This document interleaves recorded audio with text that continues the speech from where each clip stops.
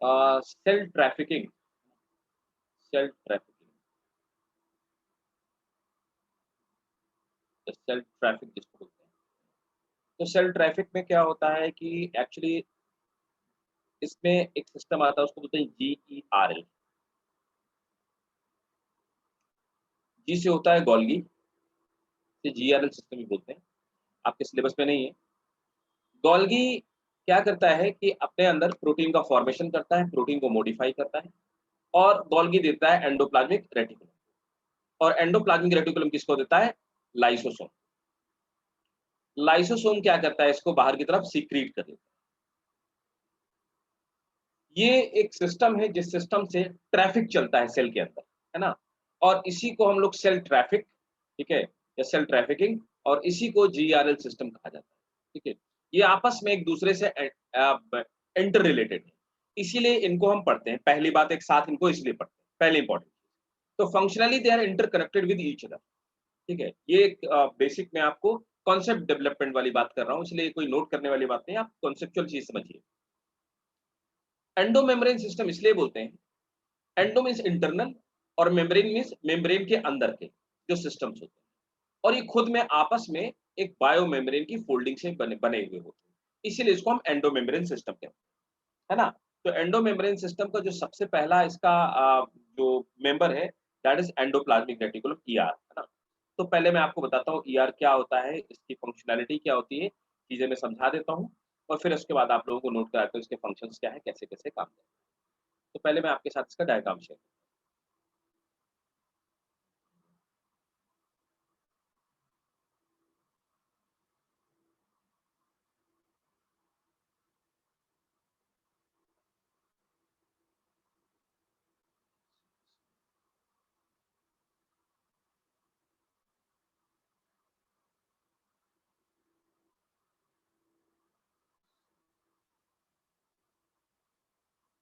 Golgi complex mental।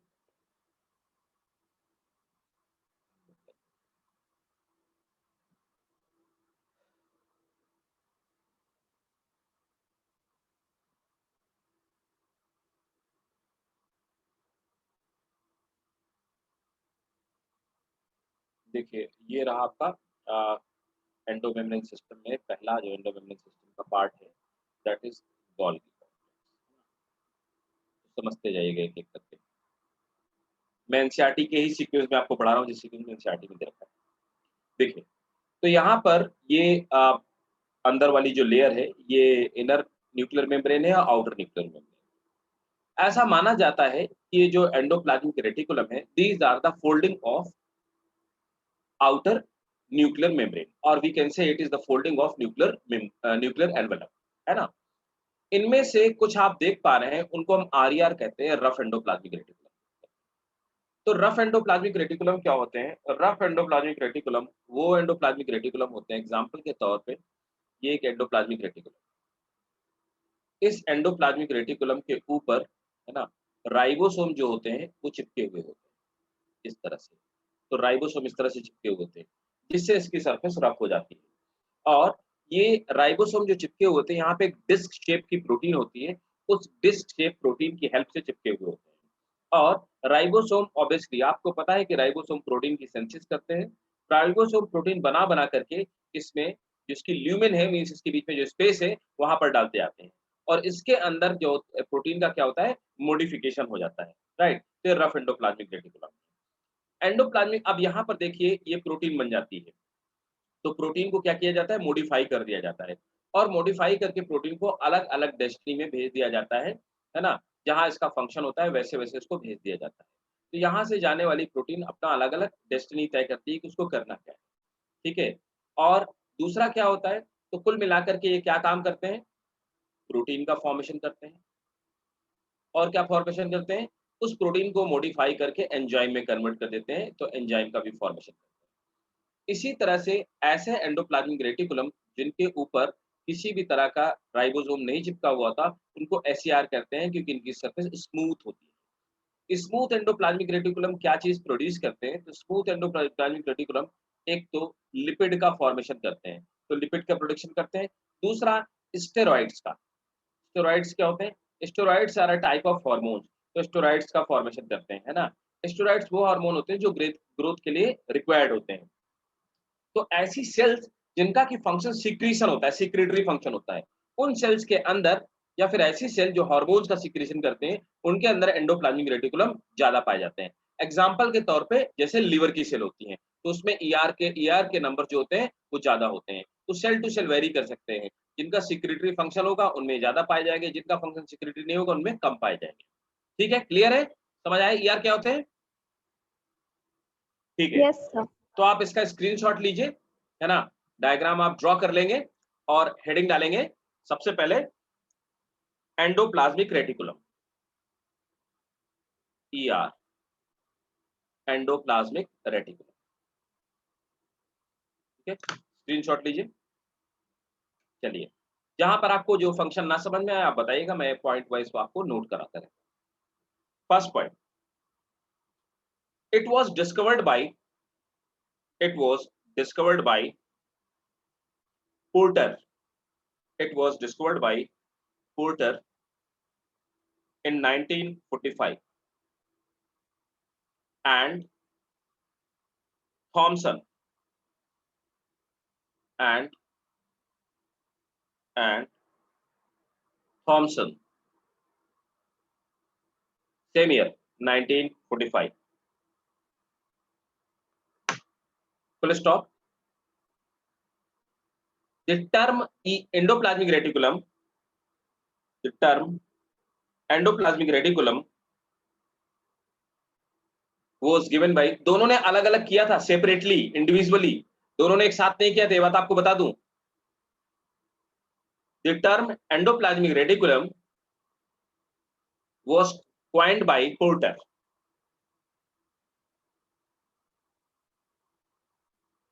Term endoplasmic reticulum was coined by Porter. तो porter ही वो बंदा था जिसने एंडोप्लाज्मिक रेटिकुलम टर्म को क्वाइन किया हुआ था, दिया था। नेक्स्ट, एट मेनी प्लेसेस, तो नीचे की तरफ या अंदर की तरफ, इस तरफ ये कनेक्टेड होते हैं किससे? इस तरफ कनेक्टेड होते हैं न्यूक्लियर मेम्ब्रेन से, और बाहर की तरफ ये कनेक्टेड किससे होते हैं? प्लाज्मा मेम्ब्रेन से कनेक्टेड होते हैं। तो नोट करेंगे, at many places, at many places, next point है, at many places they remains connected with, at many places they remains connected with plasma membrane, at many places they remains connected with plasma membrane and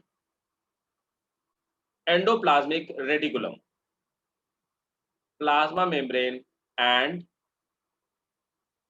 endoplasmic reticulum.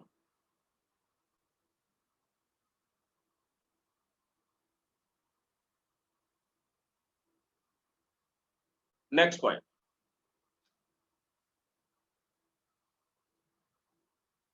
normally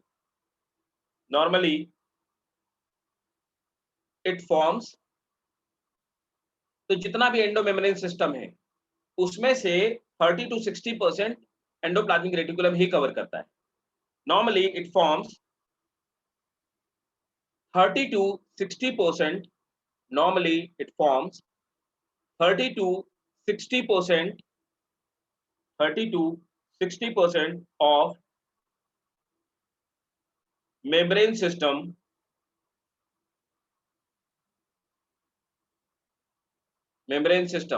comma,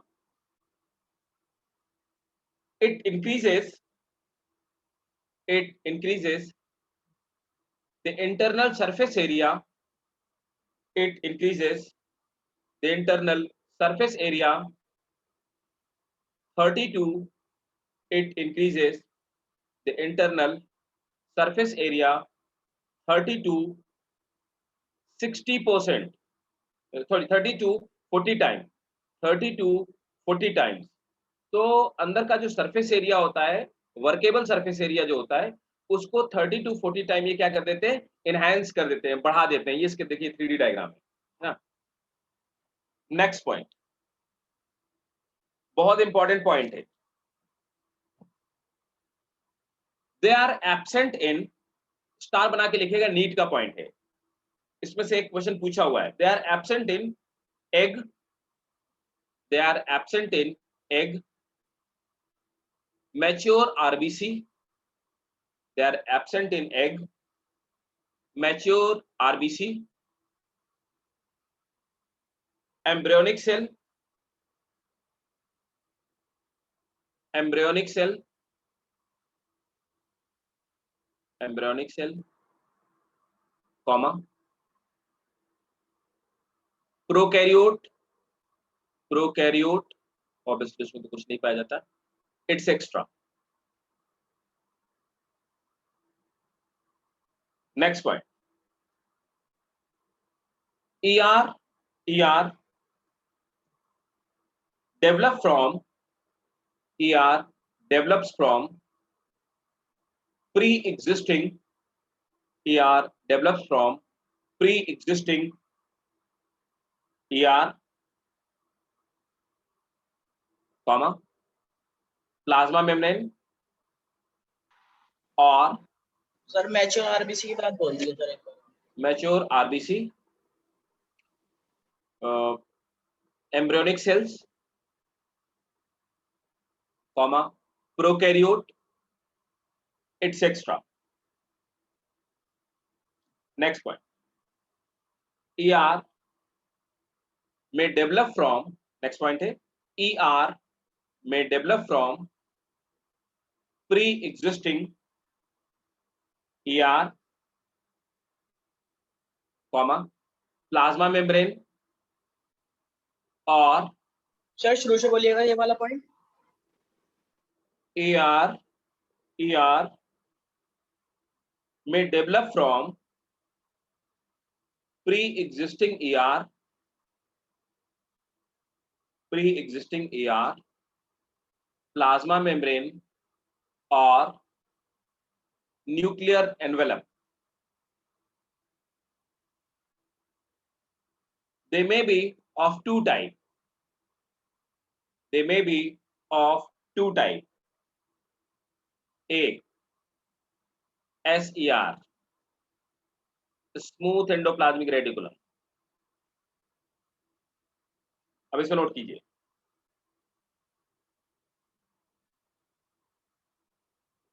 these are found in the cells engaged in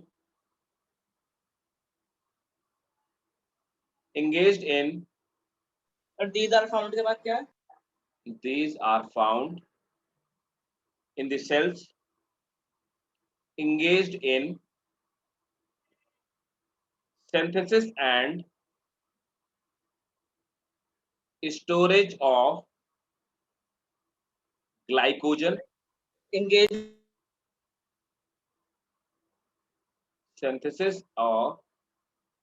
engaged in synthesis and storage of glycogen,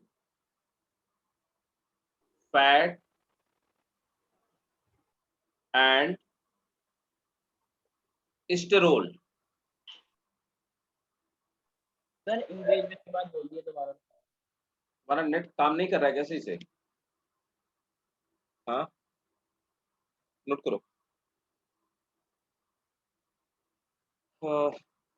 They are found in the cells engaged in, they are found in cells engaged in synthesis and storage of glycogen, fat and sterol.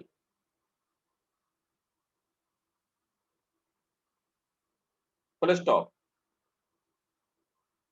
They are found in liver cells. They are found in liver cells adrenal gland, adrenal gland, they are found in liver cells, adrenal gland,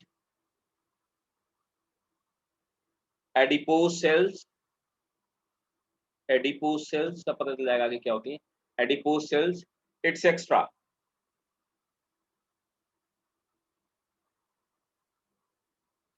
They are also found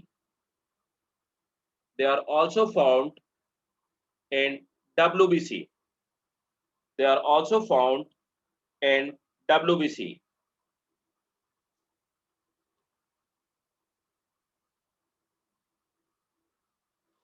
Next point.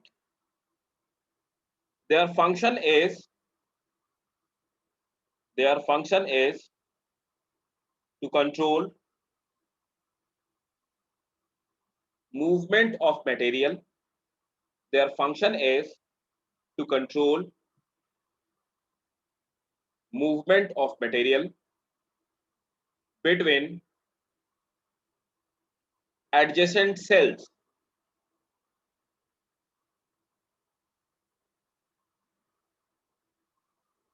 Next point.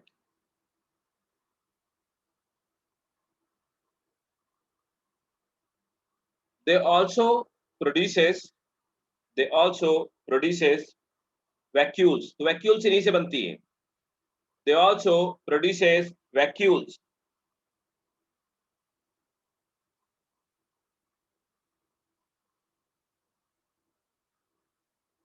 Next point.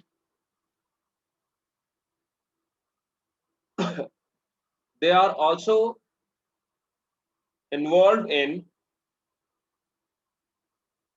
synthesis of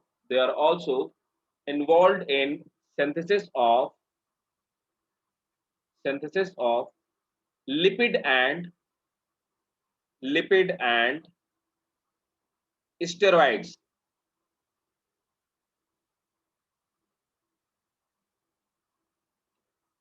Next, B. RER, rough endoplasmic reticulum. RER. Rough endoplasmic reticulum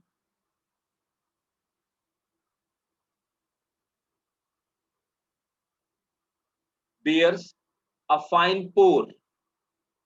Bear मतलब इसके ऊपर छेद होते हैं छोटे छोटे. Bear a fine pore in the area of attachment of fine pore in the area of attachment of ribosome.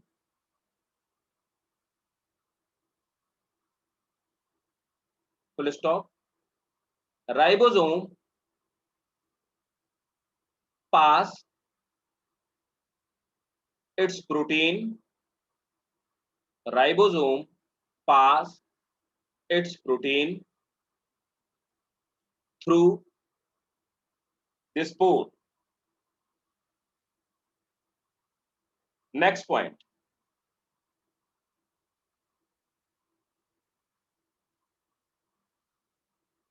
These cells, they are abundant. They are abundant in the cells which are abundant in the cells which are actively involved in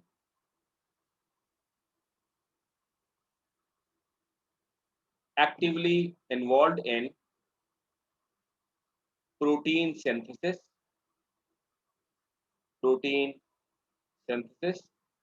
and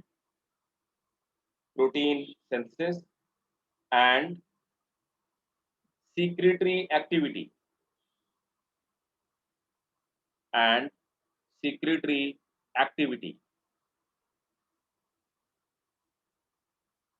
Example as pancreatic cells.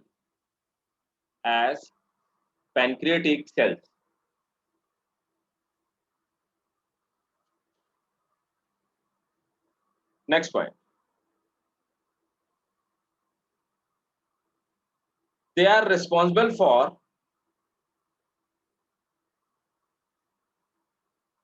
they are responsible for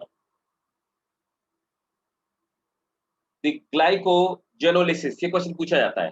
They are responsible for the glycogenolysis. पूछा जाता है glycogenolysis क्या होती है, ये कौन involve होता है इसमें. They are responsible for glycogenolysis. That is hydrolysis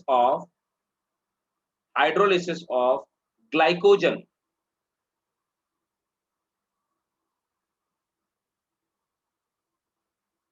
Next point.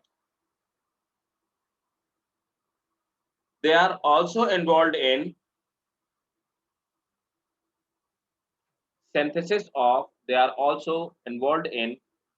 synthesis of steroid in testis and ovary cells. They are also involved in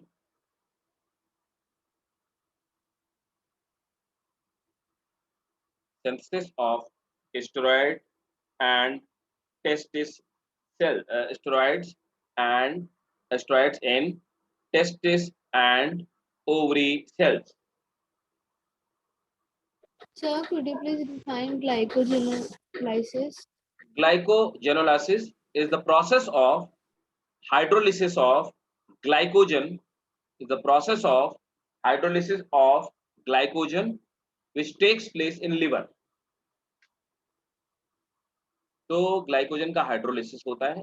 glycogen क्या है, एक कॉम्प्लेक्स कार्बोहाइड्रेट है. तो इसका हाइड्रोलिसिस होता है कहाँ पे, लीवर में होता है. इस प्रोसेस को हम लोग ग्लाइकोजेनोलिसिस कहते हैं. ठीक है, ये था हमारा एंडोप्लाज्मिक रेटिकुलम.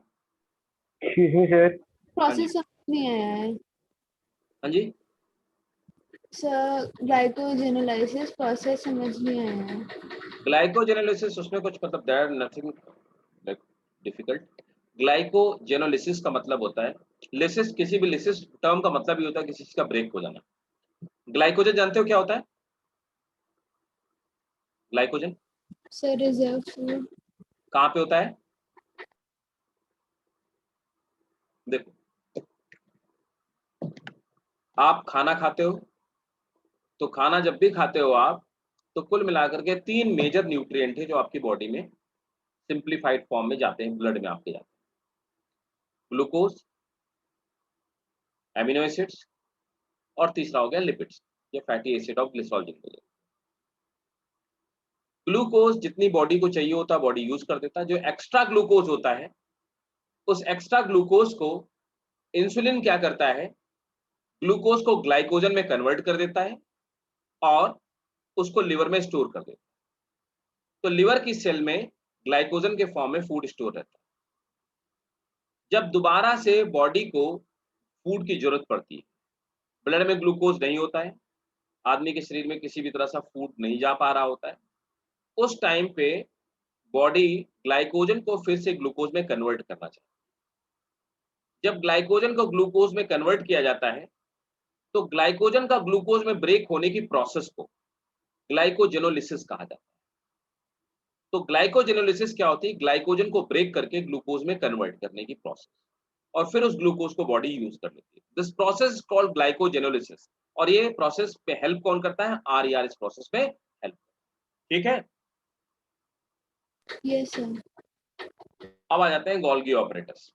नेक्स्ट हेडिंग डालिए Golgi operators. Excuse me sir. हाँ जी बेटा बोलो. Sir what are secretory activities? What are the secretory activities sir आपने लिखा है. Secretory activities. देखो बेटा, हमारी स्किन है तो स्किन में हमारी स्वेट सीक्रेट होता रहता है, तो सेक्रेटरी एक्टिविटी है. ऑयल ग्लैंड्स पाई जाती हैं तो हमारी स्किन से ऑयल सीक्रेट होता है, ये सेक्रेटरी एक्टिविटी है. जैसे कि हमारे आंखों में लैक्रिमल ग्लैंड्स पाई जाती है यहाँ पे, और यहाँ पे लैक्रिमल ग्लैंड्स पाई जाती है जो टीयर सीक्रेट करने का काम करती है, इसको हम सेक्रेटरी एक्टिविटी करेंगे. और जहां भी सेक्रेटरी एक्टिविटी हो रही होती है वहां पे जो सेल्स पाई जाती हैं उनको ग्लैंडुलर एपिथेलियम कहते हैं, है ना.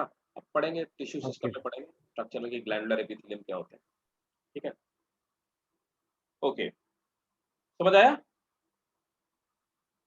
Yes sir. ठीक है, अब आते हैं गोल्गी apparatus. अब देख लिया जाए भाई गोल्गी एपरेटस क्या होता है। एक साइंटिस्ट थे कैमिलियो गोल्गी, उन्होंने इसको खोजा था, तो उन्हीं के रिस्पेक्ट में हम इसको गोल्गी एपरेटस कहने लगे। Excuse me sir. हाँ जी। सर एक क्वेश्चन था एंडोप्लाज्मिक से रिलेटेड शायद से।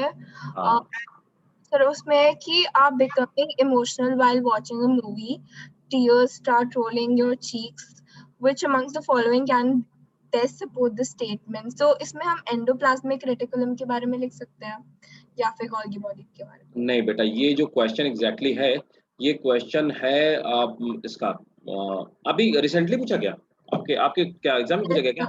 एग्जाम में पूछा। फिर से रिपीट करना एक बार। Are becoming emotional while watching a movie, tears start rolling your cheeks, which amongst the following can best support the statement? अच्छा, और क्या क्या ऑप्शन में क्या था?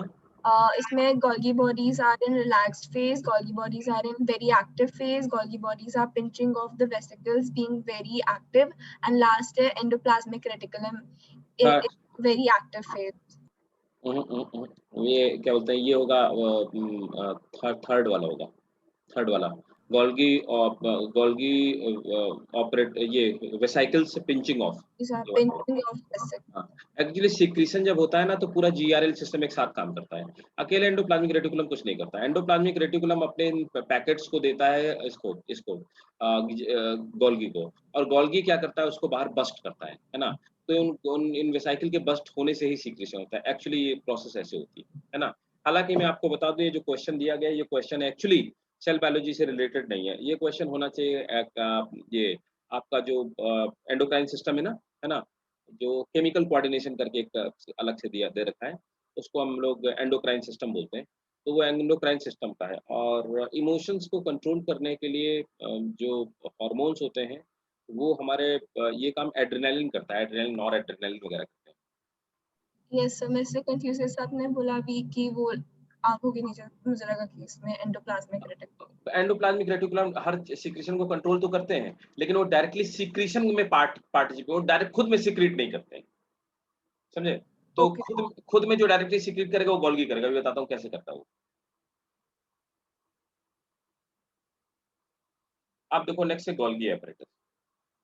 गोल्गी एपरेटस इस तरह का स्ट्रक्चर पाया जाता है, बहुत सारी बुक्स में और बहुत सारी जगह लिखा हुआ है। क्या प्लांट में पाए जाते हैं? Yes sir. पाए जाते हैं। अच्छा, गोल्गी पाए जाते हैं प्लांट में? सर डिक्टियोसोम्स कहते हैं ना। एग्जैक्टली, गोल्गी, उनको गोल्गी एपरेटस नहीं कहा जाता। They are less developed than Golgi complex, but इसी तरह के स्ट्रक्चर पाए जाते हैं। They are actually the precursors of और we can say they are the primitive form of Golgi complex dictyosome, but they are the Golgi complex. हम ये कह पाना बिल्कुल गलत होगा कि गोल्गी कॉम्प्लेक्स नहीं पाए जाते, है ना। गोल्गी कॉम्प्लेक्स पाए जाते हैं, बट वहां पर हम टर्म जो यूज करते हैं डिक्टियोसोम, ठीक है।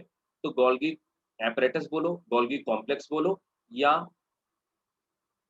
डिक्टियोसोम बोलो, they all are the same thing. तो डिक्टियोसोम प्लांट में पाए जाते हैं और गोल्गी पाए जाते हैं किसमें? एनिमल्स, ठीक है। अब देखो गोल्गी का काम क्या है, गोल्गी का फंक्शन।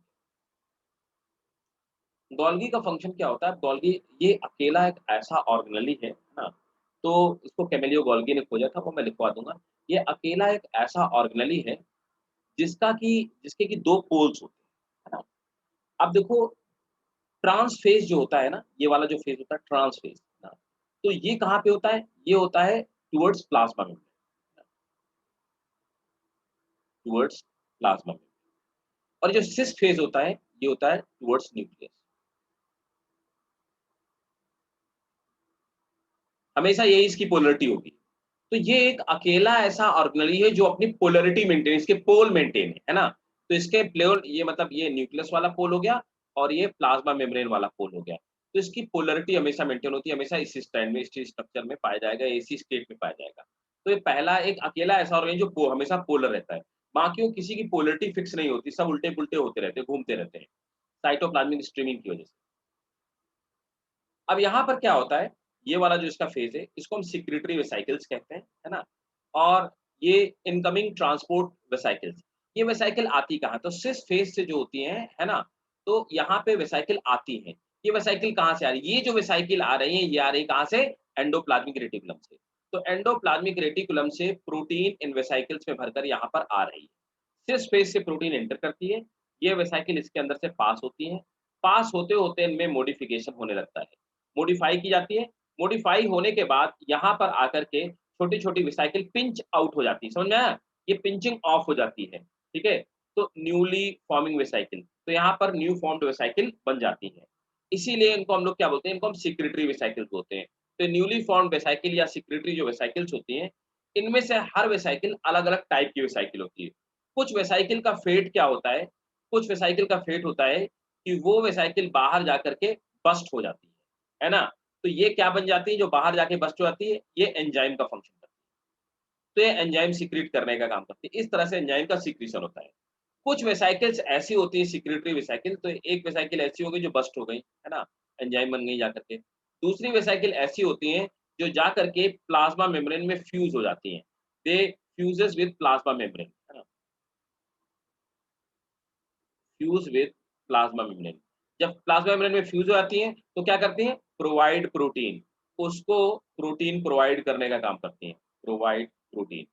तो ये प्लाज्मा मेम्ब्रेन में फ्यूज होकर के प्रोटीन प्रोवाइड करने का काम करती हैं। इससे प्लाज्मा मेम्ब्रेन का फॉर्मेशन होता है, न्यूली फॉर्म्ड जो प्लाज्मा मेम्ब्रेन नई बन रही होती है उसका फॉर्मेशन होता है। इस प्रोसेस को हम लोग क्या बोलते हैं? बायोसिंथेसिस कहते हैं।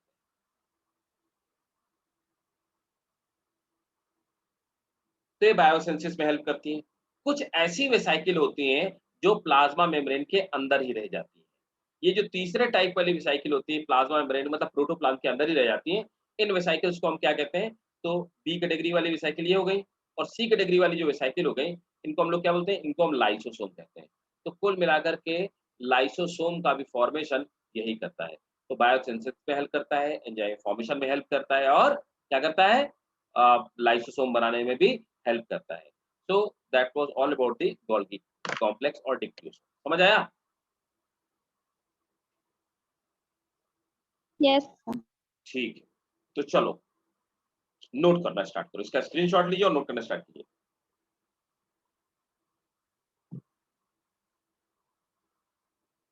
First point, Golgi complex. Sir heading क्या डाला? गोल्गी कॉम्प्लेक्स डालना हेडिंग, गोल्गी और diffusion.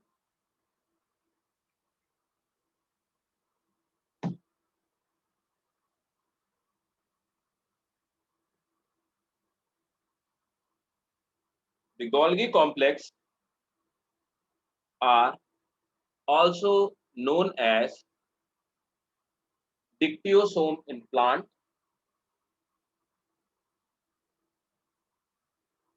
and they are also called Sir, or also known as dictyosome.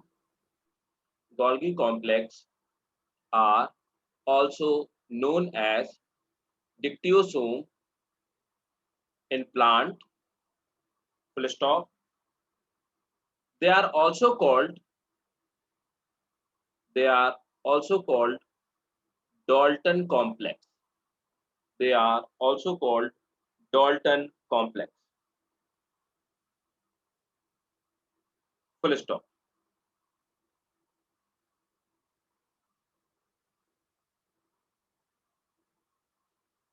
In the nerve cell, next point is Dalton DA और DO DA, not DO, DO, DA, Dalton, DALTON. They are also known as Dalton complex. Next point. The Golgi the Golgi complex were first seen by George. Sir आपने बोला था इन दी के बाद हाँ, sir आपने point लिखवाया था सेकंड इन दी, फिर उसके बाद आगे क्या था? ये मैंने बोला कि they are also called Dalton complex. Next फिर ये था कि Golgi complex were first seen by George and they were named after Italian scientist Camillo Golgi. Camillo Golgi. They were named after Italian scientist Camillo Golgi, who recognized them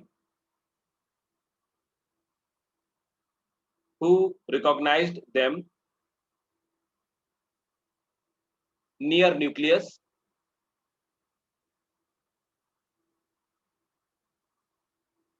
full stop in the nerve cell of, ये question पूछा हुआ है, in the nerve cell of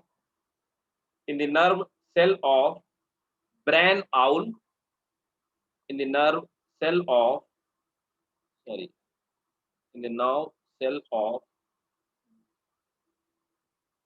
burn owl, in the nerve cell of burn owl and cat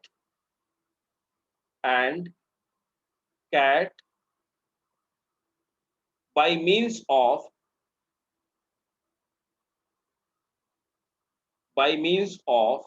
metallic impregnation.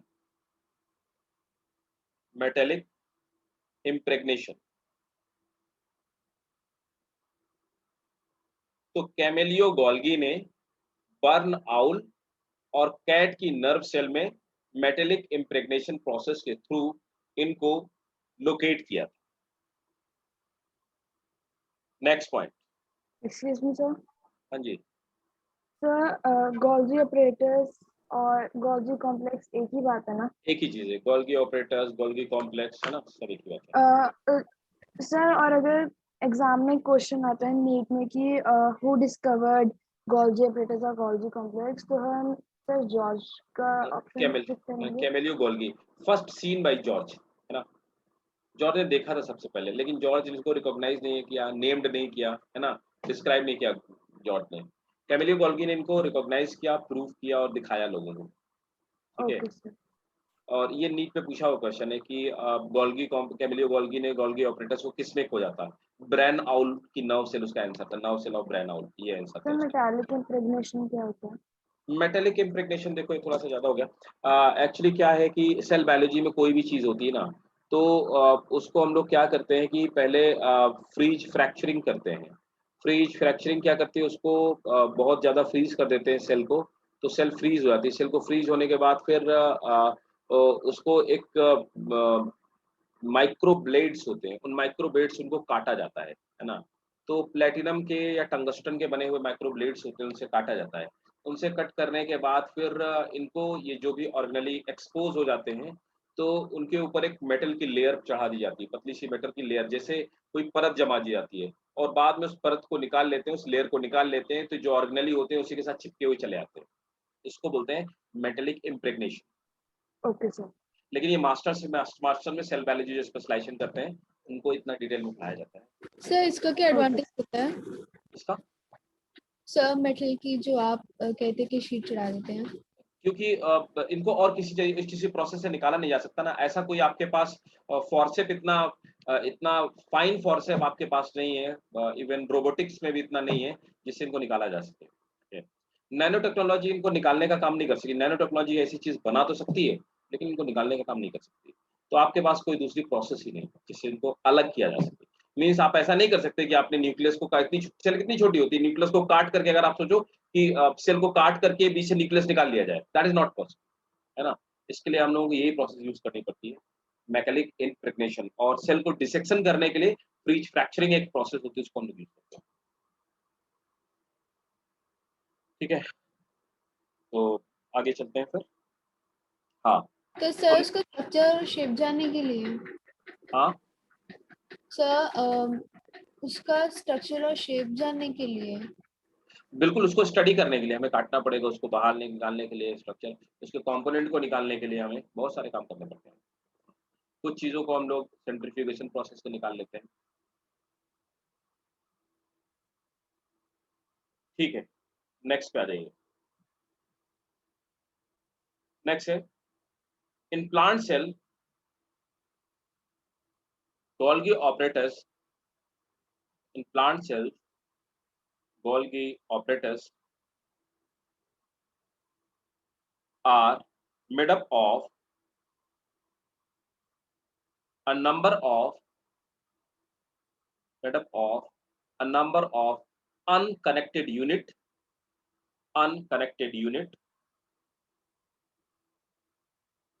called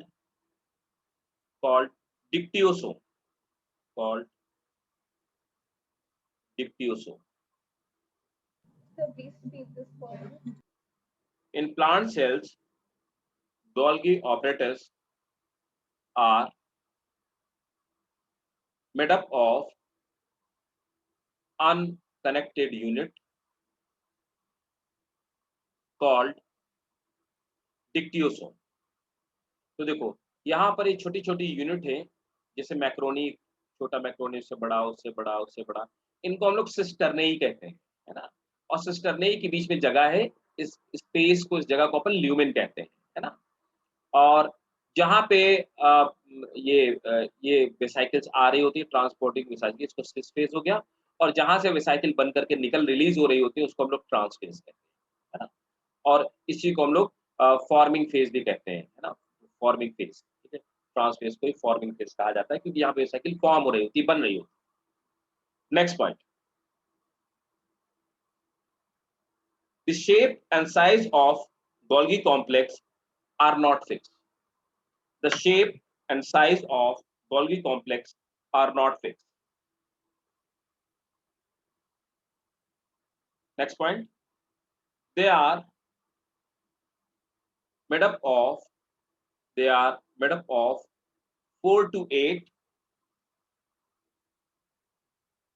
membrane bound cisternae.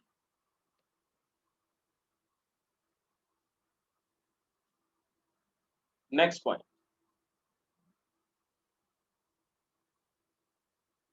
the convex side is called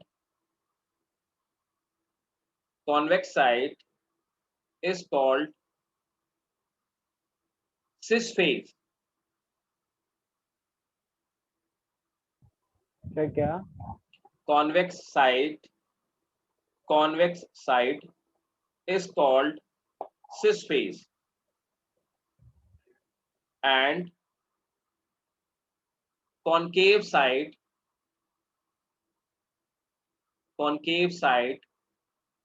is called transphase.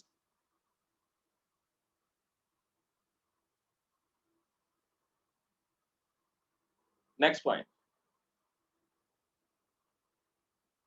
the function of Golgi complex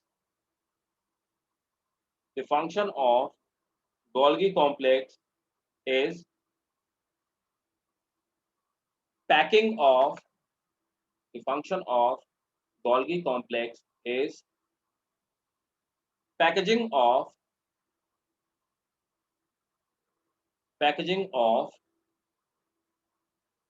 protein and release them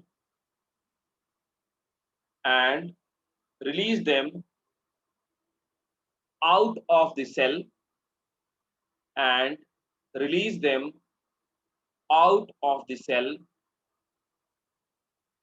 by the process of exocytosis, and release them out of the cell by the process of exocytosis.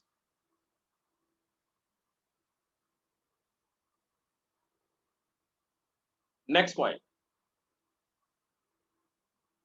protein synthesized by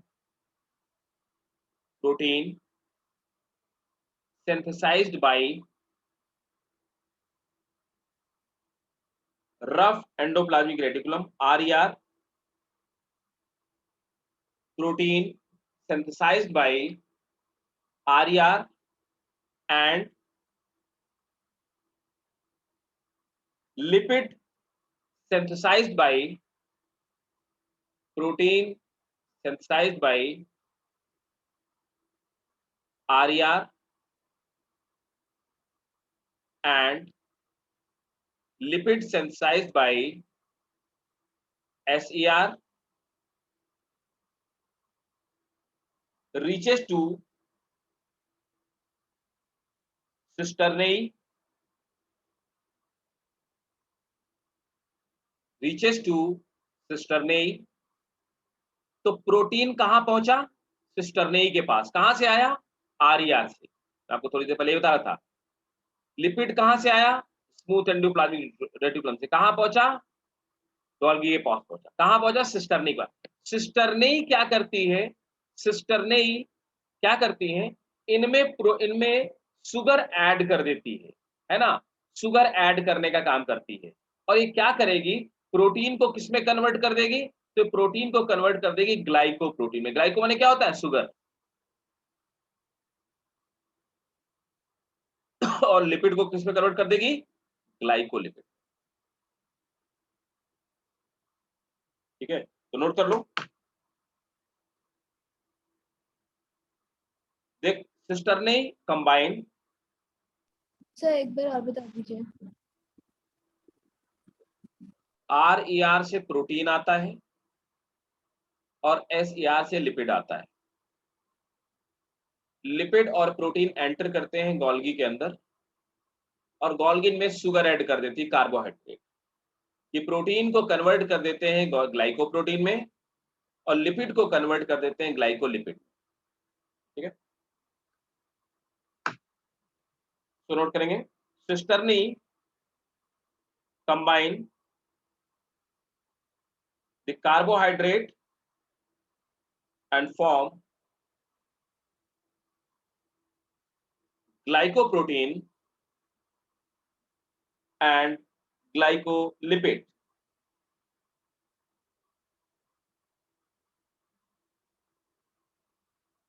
One last point,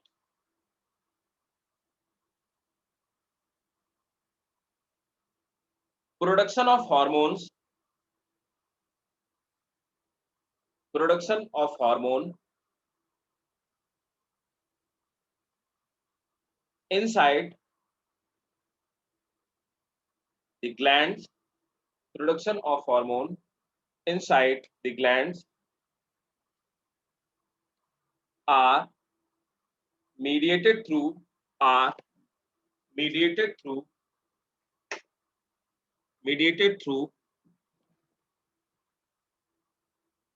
Golgi complex, are mediated through Golgi complex। Sir हाँ जी, 10 इसने एक के बाद से बता दिया sir, मेरा disconnect हो गया। लास्ट वाला पॉइंट, लास्ट वाला पॉइंट बताना है। नहीं सर 10 इसने combine cisternae combine carbohydrate and produces glycoprotein and glycolipid।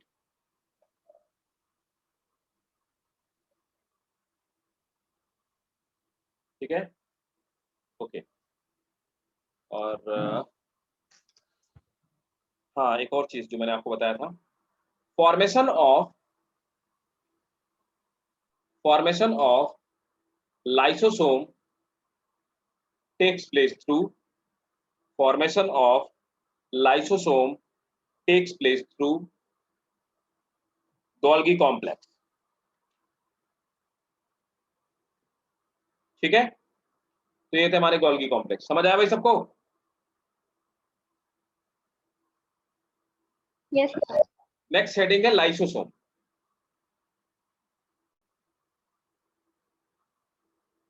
Lysosome simple होते हैं, there is nothing special in this structure और but there is something special with the function of lysosome. तो पहले मैं बता देता हूँ आपको कि लाइसोसोम का क्या फंक्शन होता है, क्या इनमें पेक्यूलियरिटी होती है, क्या खासियत बात होती है। तो देखो भाई, लाइसोसोम बस ऐसा सिंपल स्ट्रक्चर होता है। ये गोल्गी के थ्रू बनते हैं, ये तो आपको पता है। लाइसोसोम लाइसोसोम ऐसे ही सिंगल मेम्ब्रेन से बना हुआ स्ट्रक्चर होता है। This is single membrane. Membrane बोले तो प्लाज्मा मेम्ब्रेन, वही बायो मेम्ब्रेन जिसको बोलते हैं। इसके अंदर एंजाइम जो पाए जाते हैं उनको हम कहते हैं क्या है, they are strong hydrolytic enzyme पाए जाते हैं, स्ट्रॉन्ग हाइड्रोलिटिक एंजाइम। इनका मेन फंक्शन क्या होता है, ये कॉम्प्लेक्स फूड को, किसी भी कॉम्प्लेक्स फूड को सिंपल फूड में ब्रेक कर देते हैं। ये इनका मेजर फंक्शन होता है, सिंपल फूड में ब्रेक कर देते, but they are very strong enzyme. एक और खास बात, 50 डिफरेंट टाइप के, है ना, 50 टाइप के एंजाइम लाइसोसोम्स में पाए जाते हैं। 50 अलग अलग तरह के एंजाइम्स पाए जाते हैं लाइसोसोम। लाइसोसोम को हम लोग सुसाइड बैग कहते हैं। सुसाइड बैग बोलने के पीछे रीजन ये है कि जब भी कभी भी लाइसोसोम अगर किसी सेल के अंदर रप्चर हो जाए, फट जाए, तो उसके एंजाइम, स्ट्रॉन्ग एंजाइम बाहर निकल आएंगे प्रोटोप्लाज्म, और वो पूरे के पूरे प्रोटोप्लाज्म को डाइजेस्ट कर देंगे, जिससे सेल मर जाएगी। इसलिए इसको सुसाइड बैग। लाइसोसोम को ही स्कैवेंजर ऑफ सेल भी कहा जाता है, स्कैवेंजर ऑफ सेल। रीजन क्या होता है, ये मरे हुए ऑर्गेनेली को, डेड ऑर्गेनेलीज को, जैसे डेड माइटोकॉन्ड्रिया हो गए, डेड राइबोसोम हो गए, उनको खा जाते हैं और डाइजेस्ट करने का काम करते हैं। ठीक है, ये एनिमल सेल्स में पाए जाते हैं, प्लांट सेल में नहीं। नोट करिए, चलिए।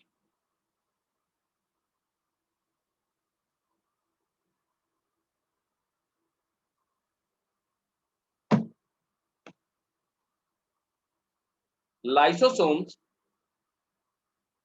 were discovered by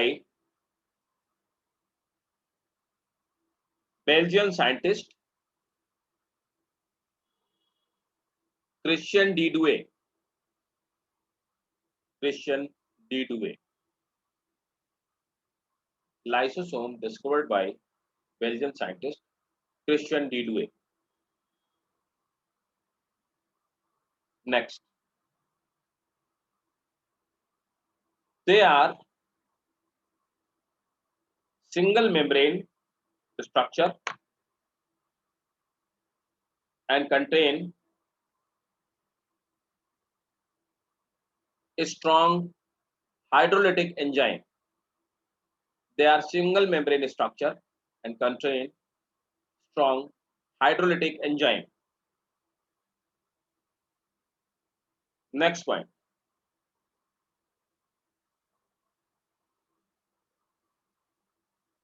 The enzymes are found in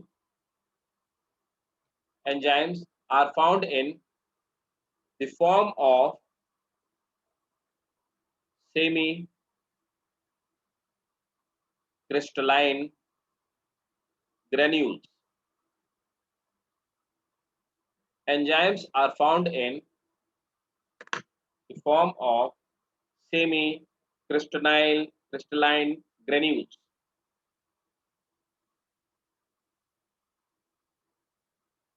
Next point. About 50 enzymes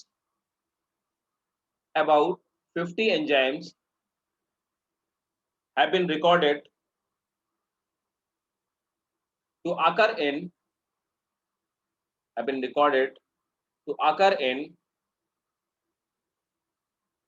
different types of lysosome.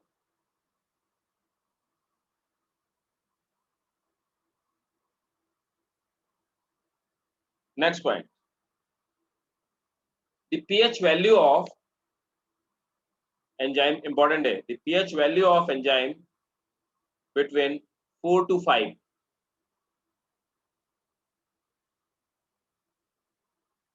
Next So, point. pH value of Enzyme between 4 to 5. Next point. Lysosomes occur in all animal cells. Lysosome occur in all animal cells except RBC. Full stop. In plant and fungi,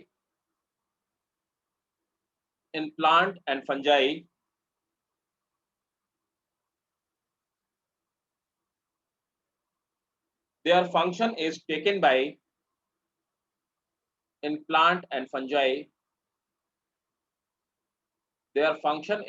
taken by vacuoles.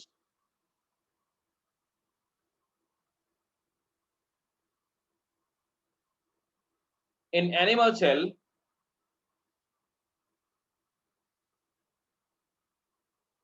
lysosomes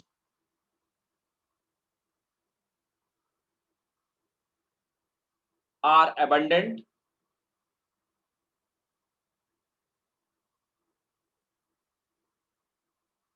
in WBC.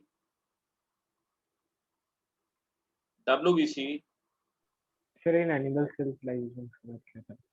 In animal cell, lysosomes are abundant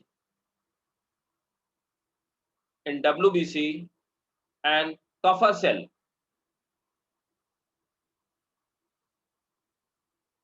And Kupffer cells. Sir, and in WBC? And in Kupffer cells, Kuffers, and in Kupffer cells. ठीक भाई, ये हो गए lysosomes. अब देखो next आ जाते हैं plastids पे. तो प्लास्टिड्स की बात कर ली जाए. सर कफर सेल्स क्या होते हैं? कफर सेल्स भाई लिवर में पाई जाती हैं. वो किसी भी तरह के आने वाले हार्मफुल बैक्टीरिया को, वायरस को या किसी भी हार्मफुल सब्सटेंस को खा करके खत्म कर देती हैं. इस तरह से वो डिटॉक्सिफिकेशन करने का काम करती हैं, या यूं कहें कि हमारी बॉडी को डिफेंड करने का काम कफर सेल्स. और नेक्स्ट है हमारा हम लोग पढ़ने वाले हैं क्या. नेक्स्ट दिया हुआ है प्लास्टिक. ठीक है, नेक्स्ट हम नहीं लाइसोसोम पर वैक्यूल्स. चलो लाइसोसोम पर वैक्यूल्स देख लेते हैं.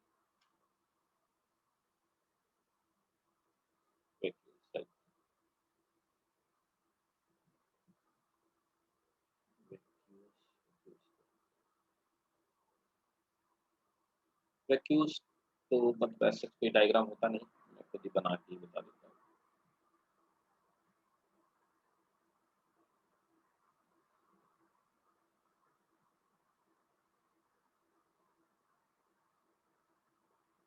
So next one is vacuoles.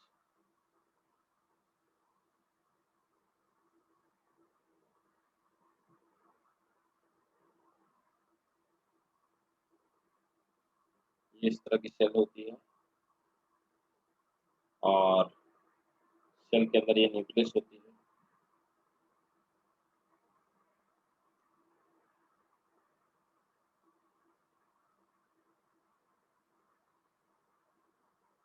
और ये सेल में जो न्यूक्लियस होती है, ये स्ट्रक्चर पाया जाता है, इसको हम बोलते हैं vacuole.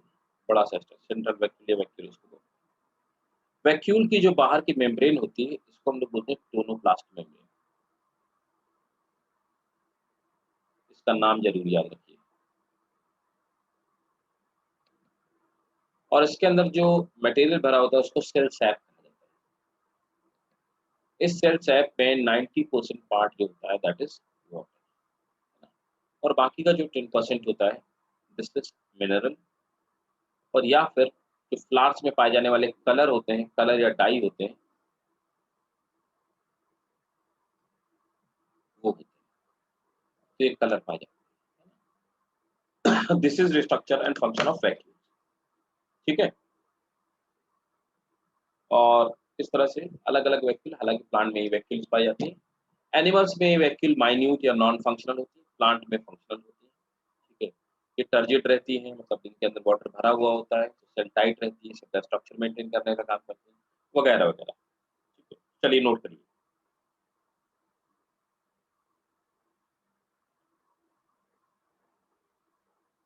First point, vacuoles are believed to be formed by vacuoles are believed to be formed by pinching of from endoplasmic reticulum.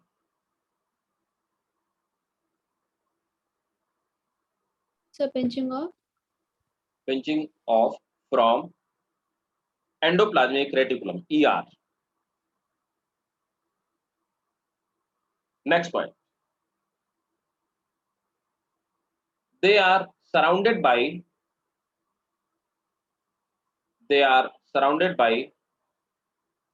selectively permeable membrane. They are surrounded by selectively permeable membrane, tonoplast.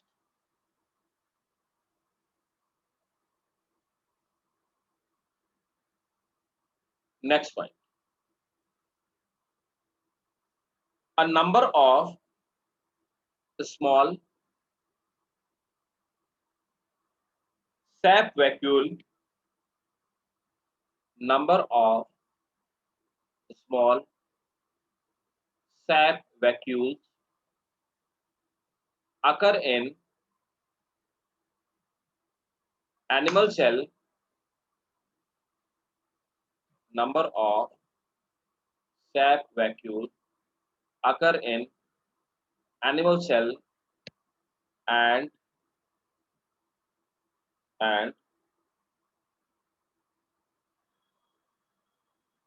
newly formed plant cells.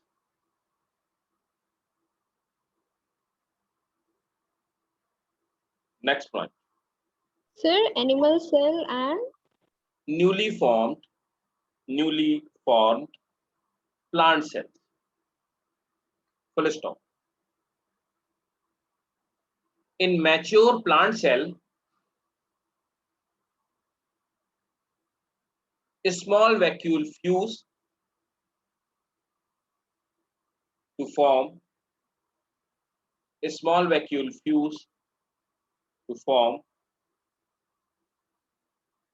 large central vacuole.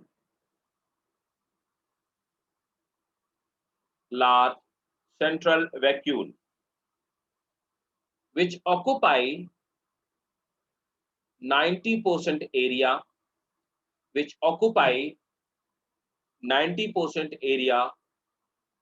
of plant cell.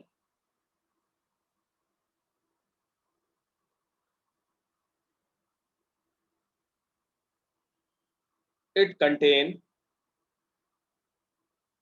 cell sap.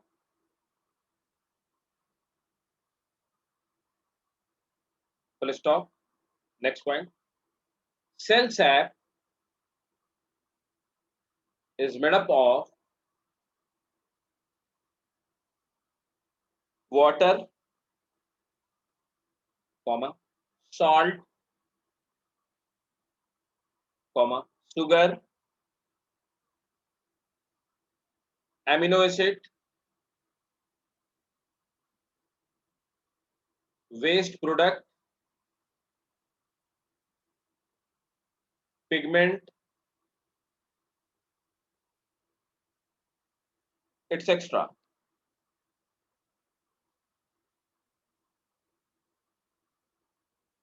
Next point, they may also store food.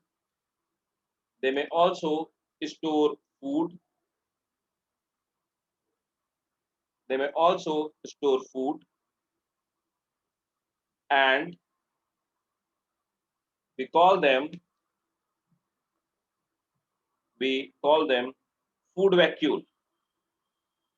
And We call them food vacuole.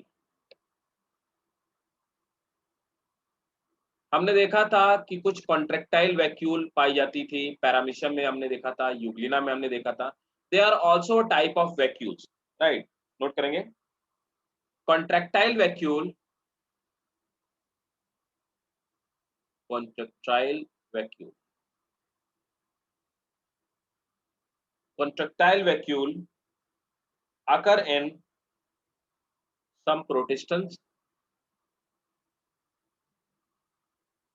Contractile vacuole occur in some protistans and algae, which help them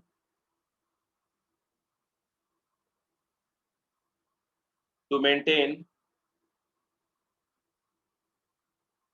osmotic pressure.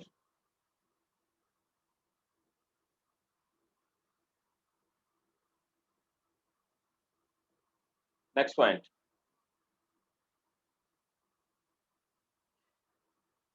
Air vacuoles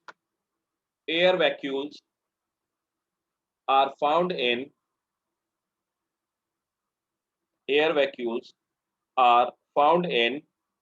some prokaryote,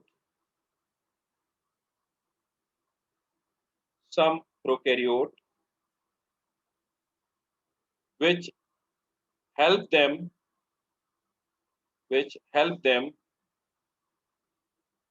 to protect against harmful radiations.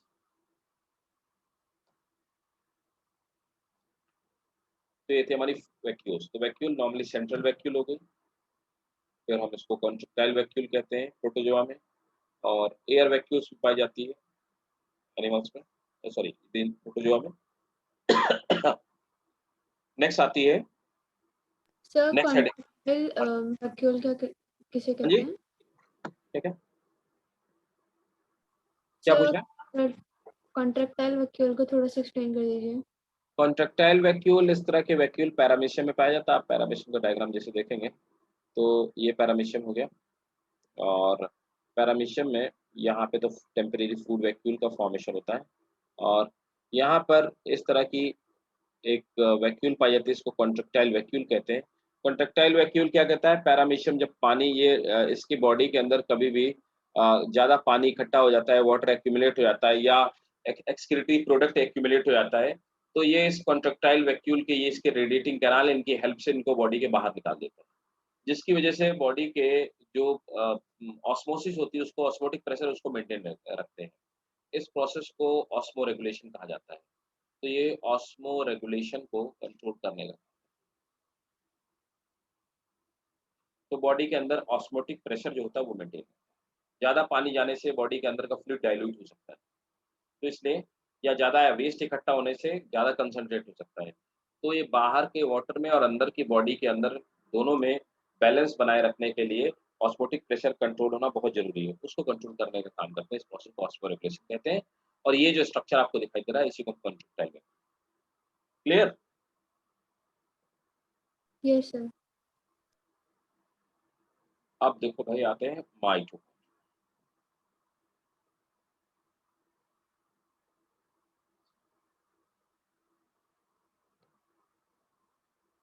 देखो, ये रहा structure mitochondria. Mitochondria plant और animal दोनों में पाए जाते हैं. यहाँ पर आप देख पा रहे हैं, ये जो बाहर ब्राउन कलर की दिख रही है, या बॉडी ग्रे कलर की दिख रही है, ये है आउटर मेम्ब्रेन माइटोकॉन्ड्रिया, और ये रही इसकी इनर मेम्ब्रेन. ये जो इनर मेम्ब्रेन में जो फिंगर लाइक स्ट्रक्चर है, इन्हें क्रिस्टी कहा जाता है. इन फिंगर लाइक स्ट्रक्चर को हम लोग क्रिस्टी कहते हैं. ठीक है, और इसके अंदर राइबोसोम भी पाया जाता है. ठीक है, और राइबोसोम के साथ में यहाँ पर कुछ इसके खुद का इस तरह से डीएनए पाया जाता है, तो इसको हम लोग माइटोकॉन्ड्रियल डीएनए बोलते हैं, एम्प्टी डीएनए.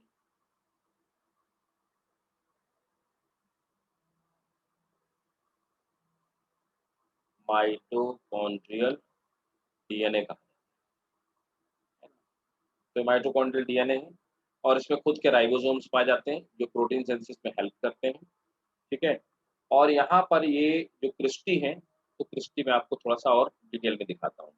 तो आपने देखा कि ये जो स्ट्रक्चर था, इस तरह से फिंगर लाइक स्ट्रक्चर जो है, ये इनर मेम्ब्रेन के बल्ज इन होने से जो बना हुआ है, इसको हम क्रिस्टी कहते हैं। क्रिस्टी के ऊपर कुछ लॉलीपॉप जैसे ये स्ट्रक्चर लगे हुए हैं।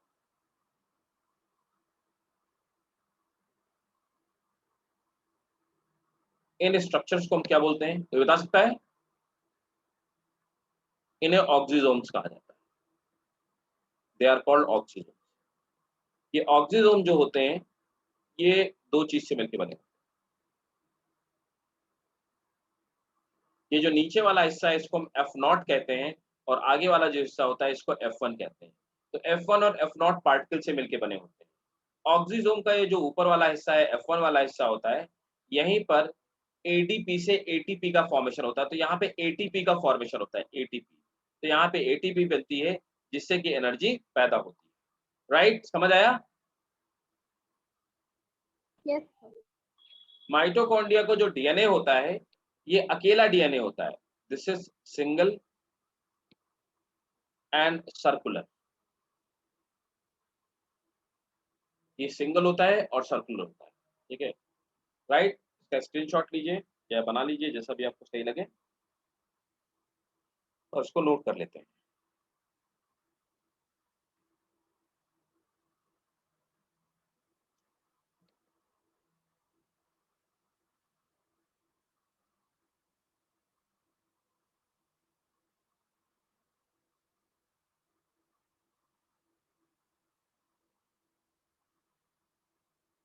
चलिए,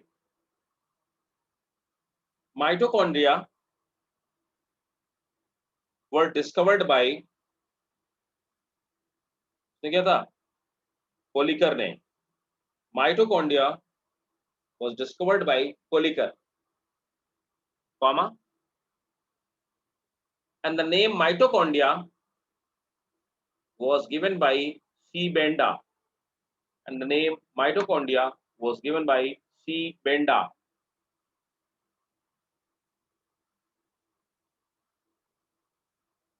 Next, mitochondria are not found in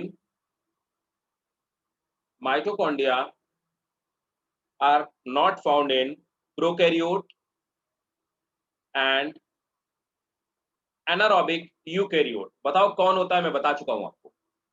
animal kingdom में मैं आपको बता चुका हूं। एनारोबिक यूकेरियोट कौन होता है, एग्जांपल दो। कौन सा ऐसा ऑर्गेनिज्म है जो एनारोबिक है, मैंने आपको बता चुका हूं, मुझे अच्छे से याद है। हाँ जी,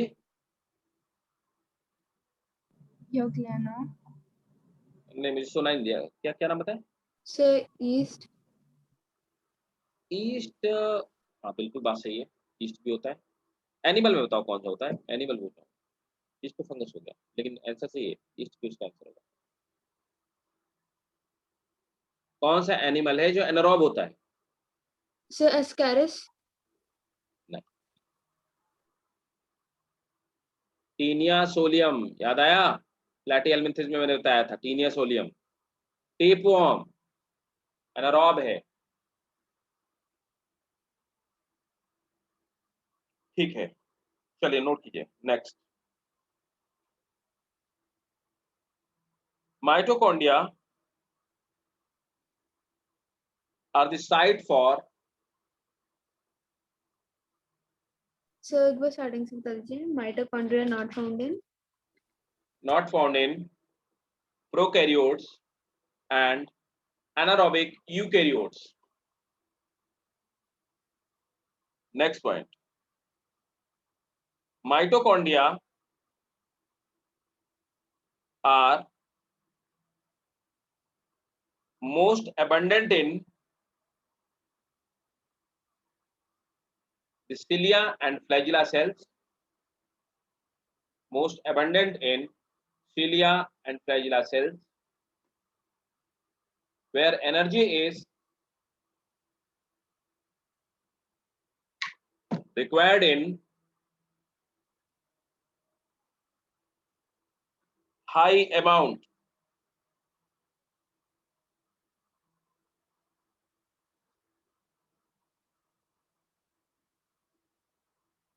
Next,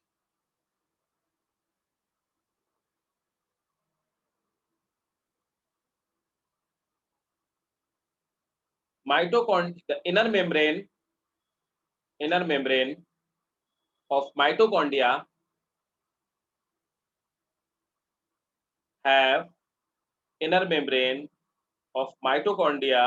have finger-like structure called cristae. Inner membrane of mitochondria have finger-like structure called cristae, which bear oxysomes.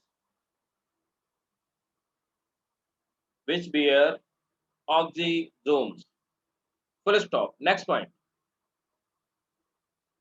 Oxysome is made up of F0 and F1 particle. Oxysomes are made up of F0 and F1 particle. Full stop. इसी में लिखेंगे. F1 particles are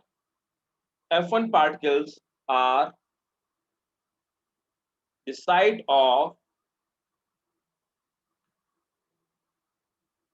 energy generation. So F1 particles are F1 particles are the site of energy generation, that is ATP synthesis. so the site of Energy generation, that is ATP synthesis.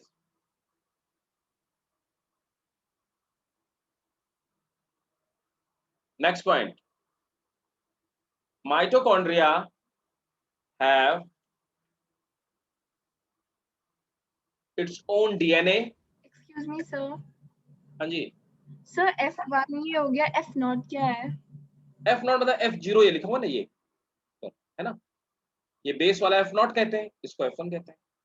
F1 actually क्या है, ये जो इसका head बना है ना, ये बना हुआ है एक एंजाइम से. उस एंजाइम का नाम है ATP synthase enzyme.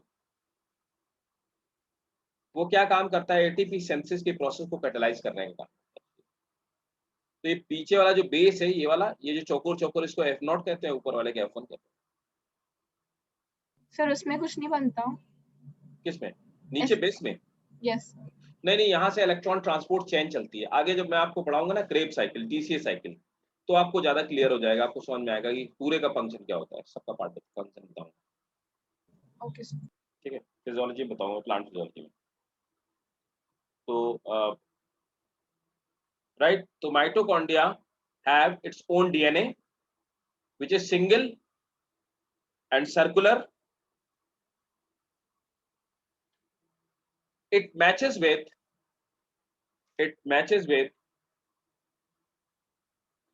DNA of bacteria. It matches with DNA of bacteria.